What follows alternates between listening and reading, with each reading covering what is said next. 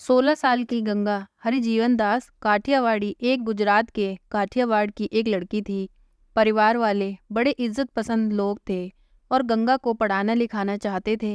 लेकिन गंगा के मन में बॉलीवुड राज करता था और वो हीरोइन बनना और बॉम्बे जाना चाहती थी। एक दिन उनके पिता के पास एक लड़का काम करने आया, रमणीक, जो पहले से मुंबई में कुछ समय से था। जब ये बात गंगा को पता चली तो वह खुशी से नाचने लगी। अब गंगा को रमणीक के जरिए बॉम्बे जाने का एक सुनहरा मौका मिल गया था। गंगा ने रमणीक से दोस्ती की और दोस्ती के कुछ समय बाद प्यार में बदल गई। इसके बाद गंगा और रमणीक ने भागकर शादी कर ली। इन्होंने मंदिर में शादी किया और इसके बाद गंगा अपना कुछ सामान और माँ के गहने उठाकर रमणीक के साथ चली गई। ये दोनों मुंबई पहुँचे। कुछ दिन साथ में गुजारने के बाद रमणीक ने गंगा से कहा, जब तक मैं हमारे गहने रहने की जगह नहीं ढूंढ लेता तुम मेरी मौसी के पास ही रुको। गंगा रमणीक की बात मानकर मौसी के साथ टैक्सी में बैठकर चली गई।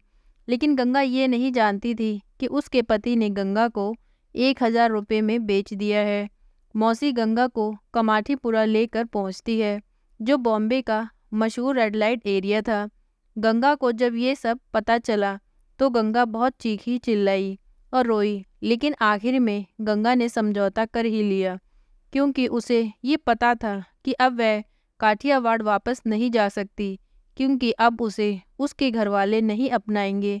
बेइज्जती के डर से गंगा ने विरोध करना ही छोड़ दिया और वहीं वैशाल्य में रहना शुरू कर दिया।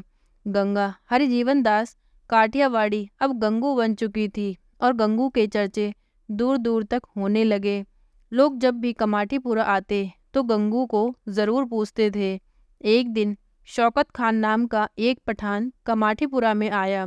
आने के बाद वह सीधे गंगू के पास गया और उसे बेरहमी से नोचा, घसीटा और बिना पैसे दिए चला गया।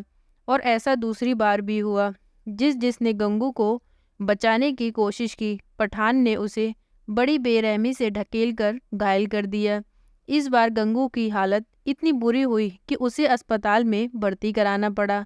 इसके बाद गंगू ने अपने मन में ठान लिया कि वो इस आदमी को सज़ा ज़रूर देगी। जानकारी जुटाने के बाद पता चला कि उस आदमी का नाम शौकत खान है और वह मशहूर डॉन करीम लाला के लिए काम करता है। इसके बाद गंगू रहीम लाला के घर पहुंची और उससे अपनी सारी हालत कह दी। करीम ने उसे सुरक्षा का पूरा विश्वास दिलाया, जिसके बाद गंगू ने एक धागा राखी के रूप में करीम की कलाई पर बांध दिया और डॉन को अपना भाई बना लिया। 3 हफ्ते बाद वह पठान वहाँ फिर आया, लेकिन इस बार खबरी करीम लाला को अपने साथ ले आया। जिसके बाद करीम ने शौकत खान को इतना मारा कि वह अधमरा हो गया और करीम ने सबको चेतावनी दी कि गंगू मेरी राखी बहन है, अगर इसे किसी ने भी हाथ लगाया तो उसे छोड़ूंगा नहीं। इसके बाद कमाठीपुरा में गंगू की धाक जम गई और वह जिस घर में रहती थी वहाँ घरवाली का चुनाव हुआ।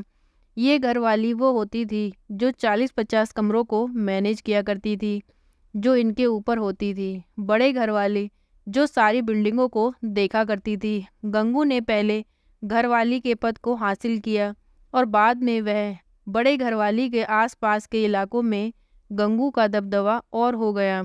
और अब गंगू कोठेवाली की गंगूबाई काठियावाड़ के नाम से मशहूर हो गई थी।